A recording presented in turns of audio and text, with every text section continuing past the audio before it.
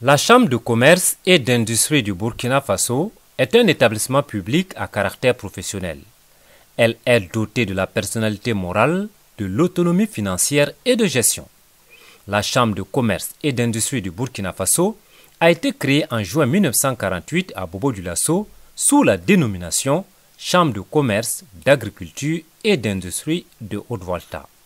En 1973, la Chambre prend le nom de Chambre de commerce, d'industrie et d'artisanat avant de devenir en 2007 la Chambre de commerce et d'industrie du Burkina Faso. La Chambre de commerce et d'industrie du Burkina Faso est un corps constitué qui représente devant les pouvoirs publics les intérêts généraux du commerce, de l'industrie et des services. La Chambre de commerce et d'industrie du Burkina Faso a une triple mission, à savoir une mission consultative, une mission représentative et une mission administrative.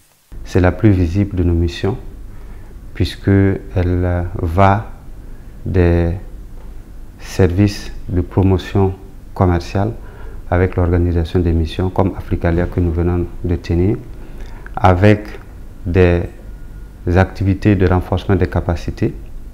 Nous avons à cet égard la gestion des infrastructures économiques qui permettent de faciliter les échanges.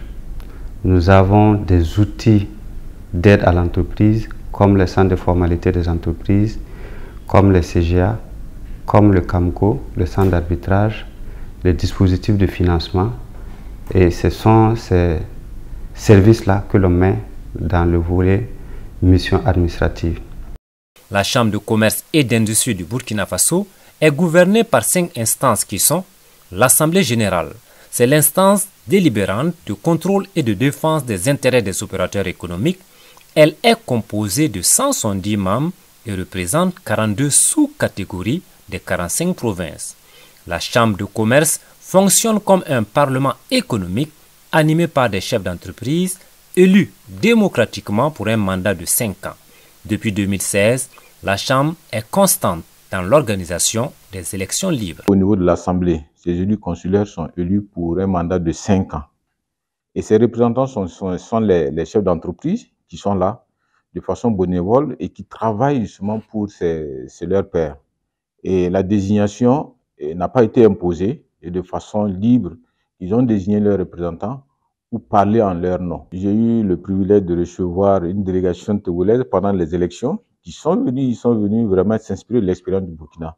Ça veut dire que dans la sous-région, véritablement, nous sommes un exemple type.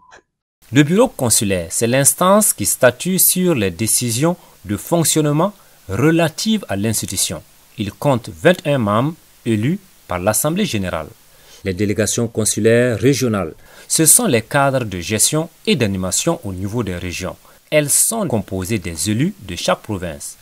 Les commissions consulaires, au nombre de 25, elles sont des organes d'études et de proposition à l'intention de l'Assemblée générale et du bureau consulaire. Enfin, la direction générale, elle est chargée de la gestion opérationnelle et administrative de la Chambre de commerce. Elle compte plus de 300 employés et est placée sous la responsabilité du président de la Chambre de commerce et d'industrie du Burkina Faso. En sa qualité de fêtière des structures d'appui au secteur privé, la Chambre de commerce et d'industrie du Burkina Faso délivre une gamme variée de services et de produits qui sont l'information économique relative à la réglementation des affaires, le traitement des données du secteur économique, la promotion des opportunités d'affaires, l'accompagnement des opérateurs économiques dans l'obtention des visas d'affaires, l'assistance en gestion, la formation, la médiation et l'arbitrage. Le Burkina Faso est un pays sans littoral. Il est apparu nécessaire pour la Chambre de commerce de réaliser des infrastructures et acquérir des équipements et des solutions pour soutenir l'économie. En termes d'infrastructures, au titre des magasins et aires de dédouanement, la Chambre de commerce et d'industrie du Burkina Faso a, à l'intérieur du pays tout comme à l'extérieur, notamment dans les 6 ports de transit qui entourent le pays, édifié des infrastructures d'envergure qui ont coûté plus de 50 milliards de francs CFA. Au total, nous avons des infrastructures bâties sur près de 110 hectares et ces infrastructures se situent dans les ports de transit où nous sommes présents, aux frontières où nous avons 8 frontières, 8 plateformes frontalières Et à l'intérieur, nous avons 8 plateformes intérieures également, dont 2 ports secs. Et Ouagadougou bâti le port sec de Ouagadougou, que nous appelons Ouagar Inter affectueusement depuis 1980. Et en 2010, donc Bobo Inter. Après donc, les infrastructures, nous avons donc 9 ponts bascules pour donc, contrôler les poids des marchandises traitées sous douane. Alors en 2022, je peux dire que la Chambre de commerce et d'industrie du Burkina, à travers cette activité de gestion des infrastructures, a traité plus de 7 millions de tonnes de marchandises. Et cette activité a mobilisé plus de la moitié de l'effectif de la Chambre de commerce et lui a procuré plus de 80% de ses ressources. La Chambre de commerce est une institution crédible qui a la confiance des partenaires avec lesquels plusieurs projets majeurs ont été réalisés ou sont en cours de réalisation. On peut citer Ouagar Inter, Bobo Inter, la SOGECI, la Maison de l'entreprise du Burkina Faso, les CGA, le CAMCO, la SAFIN, le programme d'appui à la compétitivité de l'Afrique de l'Ouest, Burkina Faso, PACAO, le projet d'appui à la transformation industrielle et le dispositif de prêt d'honneur. On peut retenir en fait le dispositif de prêt d'honneur qui a été mis en place au niveau des délégations consulaires régionales qui sont implantées dans les 13 régions et avec une dotation initiale de 260 millions. Cette dotation a permis de donner des microcrédits et il faut dire à ce niveau que ce sont des crédits sans intérêt, sans garantie, parce que nous avons des acteurs qui n'ont pas les documents, qui n'ont pas les possibilités d'apporter des garanties nécessaires et donc la Chambre de commerce a jugé nécessaire d'apporter vraiment un accompagnement à ces acteurs pour que ces acteurs aussi puissent avoir des microcrédits et mener à bien leurs activités.